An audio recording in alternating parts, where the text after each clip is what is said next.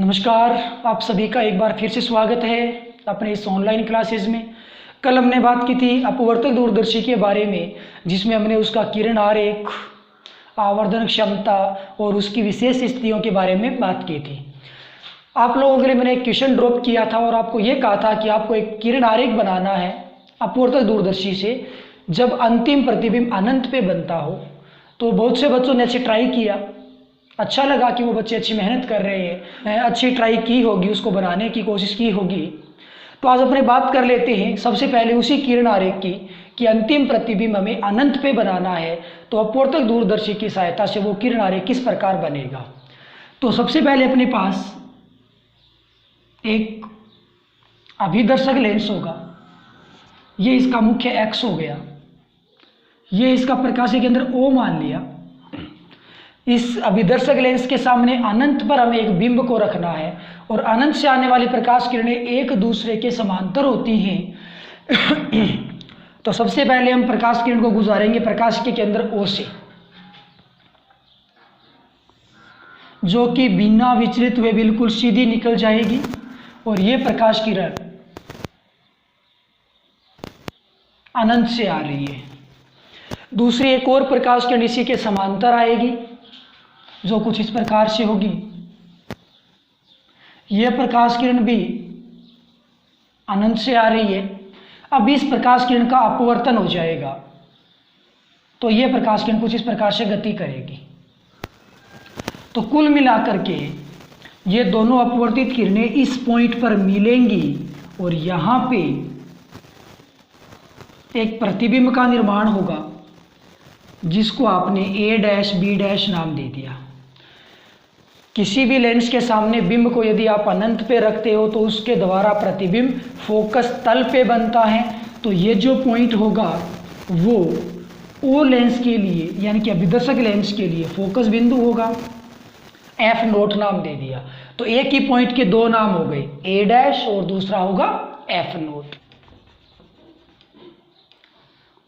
अब इसके सामने हमें अभिदर्शक लेंस रखना है जो कि कम फोकस दूरी व छोटे आकार का होगा और अंतिम प्रतिबिंब इस लेंस के द्वारा बनना है।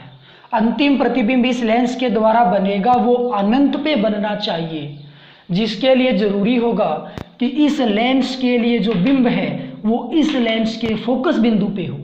इसका प्रकाशीय के केंद्र अपने E समझ लेते हैं तो इसका फोकस पॉइंट यहाँ होगा क्योंकि इसका बिंब है वो A' B' है और ये इस E वाले लेंस के लिए फोकस बिंदु पे होना चाहिए। तो इसी पॉइंट का जो अन्य नाम होगा वो FE भी बन जाएगा। मतलब अभिनेत्र लेंस के सामने जो बिंब रखा गया है A' B' वो इस लेंस के फोकस बिंदु FE पर है।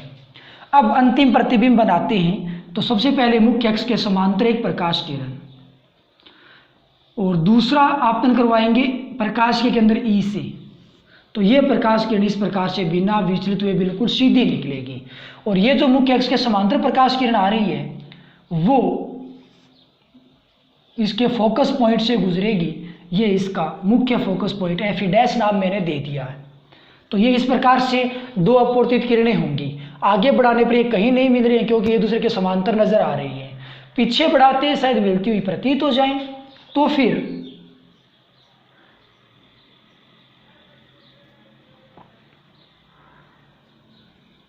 पीछे बढ़ाने पर हमें ऐसा कुछ महसूस होगा, हमें ऐसा लगेगा कि ये दोनों अपवर्तित किरणें एक दूसरे के समांतर हैं, अर्थात ये अनंत पर प्रतिबिंब का निर्माण करेंगी। तो इस कंडीशन में जबकि आपको अंतिम प्रतिबिंब अनंत पे बनाना है तो अपवर्तक दूरदर्शी की सहायता से किरण आरेख जो होगा वो कुछ ऐसा होगा। तो मैं उम्मीद करता हूं कि सभी बच्चों ने लगभग ऐसा ही किरण आरेख बनाया होगा। अब अपने बात करेंगे दूरदर्शी का दूसरा पार्ट जो कि परावर्तक दूरदर्शी होगा।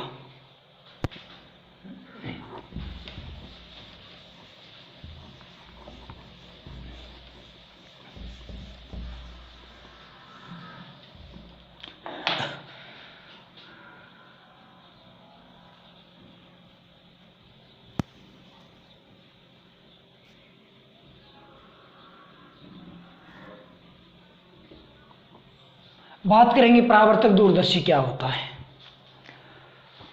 जो परावर्तक दूरदर्शी होता है वो परावर्तन की परिघटना पर आधारित दूरदर्शी होता है और परावर्तन दर्पण से होता है, अर्थात परावर्तक दूरदर्शी में दर्पण लगे होते हैं। इसी प्रकार जो अपवर्तक दूरदर्शी था वो अपवर्तन की परिघटना पर आधारित था और अपवर्तन लेंस से होता है, अतः उसमें लेंस लगे हुए थे। तो अपवर्तक दूरदर्शी में लेंस लगे होते हैं, जबकि परावर्तक दूरदर्शी में दर्पण लगे होते हैं, क्योंकि यहाँ इस प्रकार की प्रक्रिया या दूरदर्शी के अंदर परावर्तन की परिघटना की मुख्य भूमिका होती है।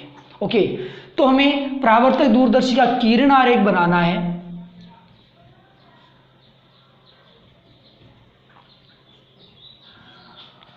उससे पहले मैं एक इंपॉर्टेंट बात और बता दूं कि परावर्तक दूरदर्शी हमेशा अपवर्तक दूरदर्शी की अपेक्षा श्रेष्ठ होता है, अच्छा होता है।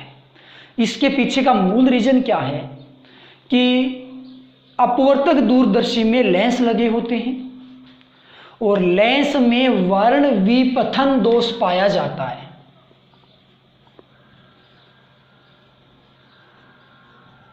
वर्ण विपथन दोष, ये वर्ण विपथन दोष क्या होता है? नॉर्मली आप कई बार देखते हो कि किसी कांच के अंदर से प्रकाश को आपने गुजारा या किसी लेंस के अंदर से आप किसी प्रकाश किरण को गुजारते हो या उसके अंदर से आप किसी बिंब का प्रतिबिंब देखते हो, तो गुजरने वाला प्रकाश या फिर बनने वाला प्रतिबिंब रंगीन दिखाई देता है, कलरफुल नजर आता है।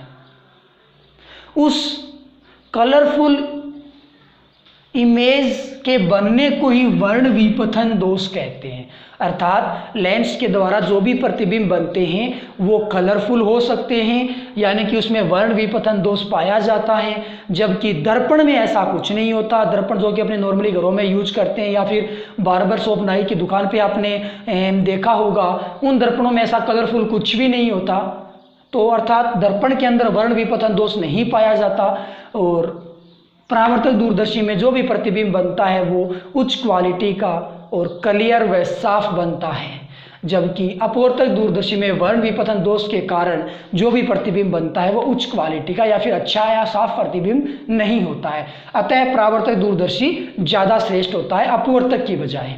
दूसरा इसका एक रीजन और भी है कि हमेशा ध्यान रखो कि दूरदर्शी की यदि आपको आवर्धन क्षमता बढ़ानी है, उस केस में जो अभिदर्शक लेंस होता है वो आकार में बड़ा होना चाहिए। अभिदर्शक लेंस जो वस्तु की ओर रखा गया है, अभिदर्शक लेंस आकार में जितना बड़ा होगा दूरदर्शी की आवर्धन क्षमता उतनी ही ज्यादा होगी। लेकिन अपवर्तक दूरदर्शी में लेंस यूज होते हैं और अभिदर्शक लेंस का आकार यदि आप बढ़ा देते हो तो लेंस बहुत ज़्यादा भारी होते हैं दर्पण की तुलना में। यदि आप अभिदर्शक का आकार बहुत ज़्यादा बढ़ा दोगे तो लेंस का द्रव्यमान यानी कि भार बहुत ज़्यादा बढ़ जाएगा, अतः उसको एक स्थान से दूसरे स्थान पर ले जाने में समस्या होगी या उसको मैनेज करने में समस्या आएगी। लेकिन जो परावर्तक दूरदर्शी होता है उसमें दर्पण यूज होते हैं, आप दर्पण का आकार आसानी से बढ़ा सकते हो, उसमें ज़्यादा भार भी नहीं होगा और उसको आप मैनेज भी कर सकते हो। उसका ट्रांसपोर्टेशन होता है, यानी कि जो लाने और ले जाने की प्रक्रिया होती है वो भी आसानी से हो सकती है। तो परावर्तक दूरदर्शी अधिक श्रेष्ठ हो गया अपवर्तक दूरदर्शी की बजाय। इसके पीछे दो मूल कारण हो गए। नंबर एक, परावर्तक दूरदर्शी से बनने वाले प्रतिबिंब में वर्ण विपथन दोष नहीं पाया जाता, और नंबर दो, परावर्तक दूरदर्शी में दर्पण लगे होते हैं जो कि द्रव्यमान में या फिर ट्रांसपोर्टेशन में अपवर्तक दूरदर्शी की अपेक्षा अधिक सुविधाजनक रहते हैं। इसी कारण परावर्तक दूरदर्शी अधिक श्रेष्ठ हो जाएगा। तो बात कर लेते हैं परावर्तक दूरदर्शी का किरण आरेख किस प्रकार का होगा, किस प्रकार से इसमें दर्पण यूज होता है। तो आइए बात कर लेते हैं अभी इसके किरण आरेख की, जिसके लिए अपने पास एक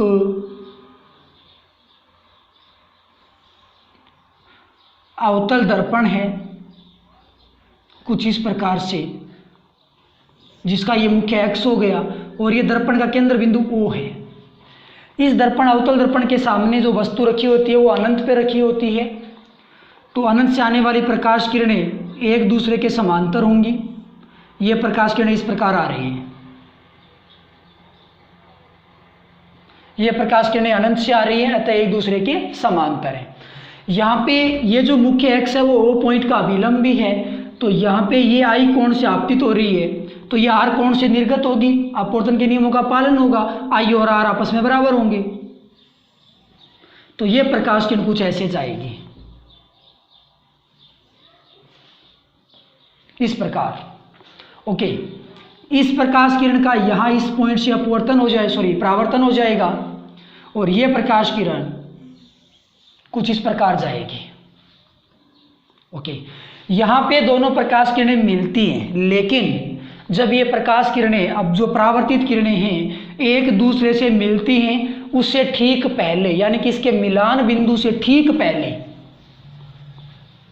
इन प्रकाश किरणों का आपतन करवाया जाता है एक समतल दर्पण पर, और वो समतल दर्पण इसके मुख्य अक्ष के साथ 45 डिग्री कोण पे झुका हुआ होता है। सपोज दैट ये समतल दर्पण है, तो ये इस प्रकार से व्यवस्थित होगा और मुख्य अक्ष के साथ 45 डिग्री का कोण बनाएगा, यानी कि ये समतल दर्पण कुछ इस प्रकार से रखा हुआ है। ये अपने पास एक समतल दर्पण हो गया। अब ये प्रकाश किरणें आगे जाती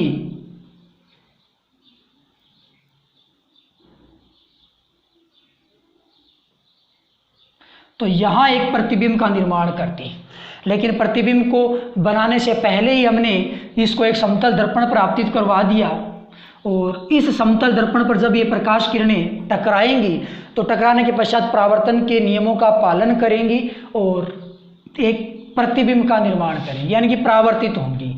तो एक प्रकाश किरण, यदि यहाँ इस प्रकाश किरण की मैं बात करूँ तो यहाँ पे आप ये एक अभिलंब खींच सकते हो समझने के लिए। तो ये प्रकाश किरण I कोण से आपतित हो रही है, तो ये R से परावर्तित होगी और I और R दोनों आपस में बराबर हो जाएंगे, तो इसकी कुछ ऐसी व्यवस्था होगी। तो ये प्रकाश किरण इस प्रकार से जाएगी। अब दूसरी एक और प्रकाश किरण, जो कि नीचे वाली दूसरी प्रकाश किरण है, यह भी परावर्तित होगी और वो कुछ इस प्रकार से परावर्तित होगी। तो ये दोनों प्रकाश किरणें एक निश्चित बिंदु पे प्रतिबिंब का निर्माण करेंगी, और वो जो पॉइंट होगा वो पॉइंट ये होगा। अब यहाँ पे प्रतिबिंब का निर्माण हुआ है पहली बार, प्रकाश किरण अनंत से चली थी, इधर चली गई, इधर से फिर वो इधर घूम के आ चुकी है नीचे की ओर, और यहाँ पहली बार प्रतिबिंब का निर्माण हो रहा है। इस प्रतिबिंब के सामने एक लेंस रखा हुआ है जी, कुछ इस प्रकार से, कुछ ऐसा सिस्टम है, और ये इस लेंस का मुख्य एक्स हो गया। अब यहाँ इसका प्रकाश के केंद्र हो गया, मैं इसको E नाम दे देता हूँ, इसको मैंने E नाम दे दिया है। यहाँ इसके सामने ये जो प्रतिबिंब बना था समतल दर्पण के द्वारा, जिसको आप A' B' नाम दोगे, इस प्रतिबिंब का अंतिम प्रतिबिंब बनेगा इस लेंस के द्वारा। क्यों? क्योंकि ये जो प्रतिबिंब है वो इस लेंस के लिए बिंब का काम करेगा, और फिर इस बिंब का ये अंतिम प्रतिबिंब बना देगा। तो अंतिम प्रतिबिंब किस प्रकार बनेगा उसको जरा गौर से देखना। अंतिम प्रतिबिंब बनाने के लिए हमें सबसे पहले नियमों का पालन करना है। प्रतिबिंब बनाने के जो लेंस के थे, एक प्रकाश किरण प्रकाश के अंदर इसे गुजर जाएगी, वो बिल्कुल आगे सीधी इस प्रकार से चलेगी, और दूसरी प्रकाश किरण आपतित प्रकाश किरण है वो मुख्य अक्ष के समांतर है। अब ये प्रकाश किरण मुख्य फोकस से जाएगी, तो मुख्य फोकस सपोज दैट इसका ये हो गया, तो ये प्रकाश किरण कुछ इस प्रकार से निकलेगी। तो इन दोनों को यदि आप आगे बढ़ाओगे तो ये कहीं नहीं मिलेंगी। अब इन दोनों को अपने पीछे बढ़ाते हैं, शायद ये किसी एक निश्चित बिंदु पे मिलती हुई प्रतीत हो जाएं। तो अब हम क्या करेंगे, इन प्रकाश किरणों को पीछे की ओर बढ़ाते हैं।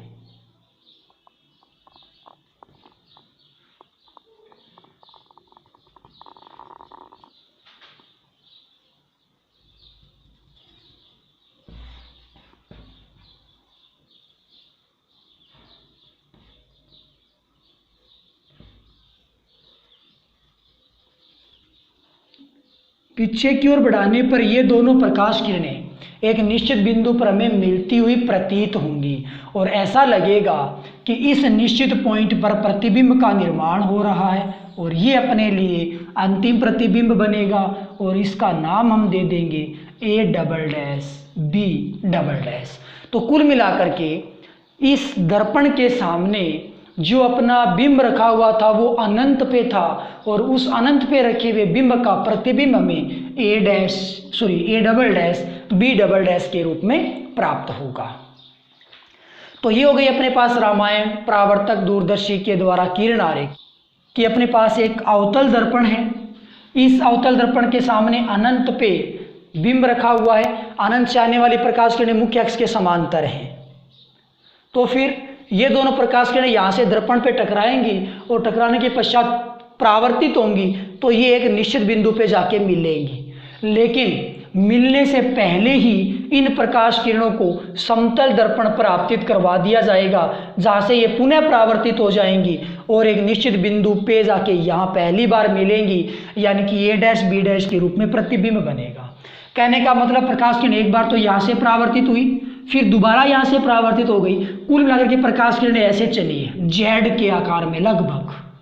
तो फिर ये प्रतिबिंब A डैश B डैश बना है, इसके आगे ये जो लेंस है इस लेंस के लिए ये प्रतिबिंब बिंब की भांति व्यवहार करेगा और इस बिंब का अंतिम प्रतिबिंब इस लेंस के द्वारा बनाया जाएगा जो कि A double dash B double dash के रूप में हमें प्राप्त होगा। तो ये होगा अपने पास किरण आरेख परावर्तक दूरदर्शी की सहायता से। इस किरण आरेख को आप 2 या 3 बार अपने रफ कॉपी में बना करके देखोगे। हो सकता है 1 या 2 नंबर का किरण आरेख या उसकी व्यवस्था वो कुछ पूछ ली जाए तो इसको आप बार बार ट्राई करोगे तभी इसको आप कर पाओगे। अब अपने ये जो लेसन है ऑप्टिक्स लेसन नंबर 11, ये लेसन अपना यहीं पे कंप्लीट हो चुका है। कल अपने एक नया चैप्टर लेके आएंगे। तो आज के लिए बस इतना ही। Okay, thank you.